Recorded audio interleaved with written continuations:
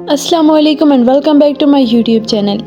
ناظرین، یہ بات تو ہم سب کو معلوم ہے کہ اس ٹائم امریکہ اور یورپ کے سائنسدان مسلمانوں کو چھوڑ کے بہت آگے نکل چکے ہیں، لیکن ایک ایسا سہانا دور بھی تھا جب یورپ اور امریکہ بالکل تاریکی میں ڈوبا ہوا تھا اور مسلمان سائنسدان اپنے عروج پر تھے۔ یہی وہ دور تھا جب مسلمان سائنسدان ثقافتی اور سائنسی حوالے سے نت نئے ایجادات کر کے ایک نئی ثقافت کو تحریر کر رہے تھے، جبکہ اسی دور کو اگر دیکھا جائے تو امریکہ والے یورپ والے ڈارک ایجز کے نام سے یاد کرتے ہیں، کیونکہ یہ ان کے لیے بہت ہی تاریخ وقت تھا، لیکن مسلمانوں کے لیے یہ دور ڈارک ایجز نہیں بلکہ ان کی تاریخ کا سب سے روشن دور تھا۔ تو ناظرین، آج میں آپ کو لے کے جاؤں گی ان گلیوں میں جہاں پہ ہمارے مسلمان سائنسدان نے نت نئی ایجادات کی بنیاد رکھی، اور انہی بنیادوں پر پل بڑھ کے آج یورپ اور امریکہ اپنی تعمیرات مکمل کر چکے ہیں، جبکہ مسلمان آج پستی کی جانب چلے گئے ہیں۔ ناظرین، کیا آپ کو پتہ ہے کہ رائٹ برادران سے پہلے، بہت صدیوں پہلے، ایک مشہور سائنسدان، فنکار، ایک شاعر عباس ابن فرانس موجود تھے، جنہوں نے اڑنے کی پہلی کوشش کی تھی۔ سن 1952 میں انہوں نے ایک قرطبہ کی عظیم مسجد سے اپنی پہلی اڑان بھری۔ انہوں نے یہ چھلانگ ایک کھلے لبادے اور لکڑی سے بنے ہوئے پروں کے ساتھ لگائی۔ ان کی کوشش تھی کہ شاید وہ پرندوں کی طرح اڑ سکے، لیکن وہ اپنی کوشش میں کامیاب نہ ہو سکے، لیکن چونکہ اس کے اوپر پر لگے ہوئے تھے تو اس کی وجہ سے زمین کی طرف جاتے وقت ان کی رفتار بہت آہستہ ہو گئی تھی۔ تو یہاں پر مسلمانوں نے حادثاتی طور پر ایک پیراشوٹ کی ایجاد کی تھی۔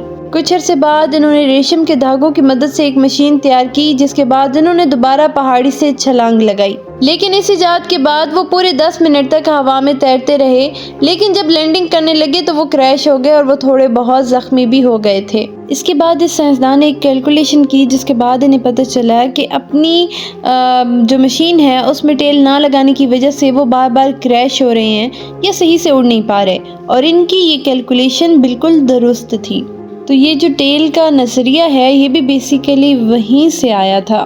دوستو، آپ لوگوں نے دیکھا ہوگا کہ آج کل سرجریز بہت عام ہو رہی ہیں، ہاسپٹلز وغیرہ میں بہت زیادہ سرجریز ہوتی ہیں۔ تو یہ جو سرجریز وغیرہ ہیں، ان کی جو بنیاد ہے وہ الظاہری نے رکھی تھی۔ اسی نے سرجری کو متعارف کروایا تھا، جو کہ ایک مسلمان سائنسدان تھے۔ انہوں نے سرجیکل آلات کی بنیاد بھی رکھی تھی، جیسے کہ آج کل بھی سیزرز، استرے وغیرہ کو بہت زیادہ اہمیت دی جاتی ہے۔ تو ان سب کی بنیاد رکھنے والے انسان بھی الظاہری ہی ہیں۔ الظاہری نے زخمیوں کو ٹانکا لگانے والا ایک ایسا دھاگا متعارف کروایا تھا جو کہ بعد میں جسم کا حصہ بن جاتا تھا۔ کیپسول بنانے کی بنیاد بھی انہوں نے ہی رکھی تھی۔ کیا آپ کو پتہ ہے کہ بلڈ پریشر کی جو ایجاد ہے وہ بھی ابو النفس، جو کہ مسلمان سائنسدان تھے، انہوں نے کی تھی۔ انہوں نے ہی اینستھیزیا کی طرف لوگوں کا رجحان پیدا کیا اور ایسی سوئیاں پیدا کی جن کو چبھانے کے بعد انسان جو ہے وہ بے ہوش ہو جاتا تھا، اور یہی طریقہ کار آج بھی ہو رہا ہے۔ دوستو، یونانی لوگ یہ سمجھتے تھے کہ انسان کی آنکھوں سے کوئی ریز یا کوئی انرجی باہر خارج ہوتی ہے جس سے ہم باہر کا منظر دیکھ سکتے ہیں، لیکن یہ سب غلط ہے، کیونکہ اس کے بعد ایک مسلم سائنسدان نے یہ تجربہ کیا اور اس نے بتایا کہ انرجی انسان کی آنکھ سے نکلتی نہیں، بلکہ وہ شعاعیں انسان کی آنکھ کے اندر داخل ہوتی ہیں۔ اور وہ 10ویں صدی کے مسلمان سائنسدان ابو الہاشم تھے، جنہوں نے پہلی لیب بھی بنائی اور بعد میں ایک کیمرے کا لینس بھی بنایا تھا۔ دوستو، نہانا آج ہر انسان کی ضرورت ہے، اور مسلمان کے لیے طہارت میں نہانا تھوڑا ضروری بھی ہے۔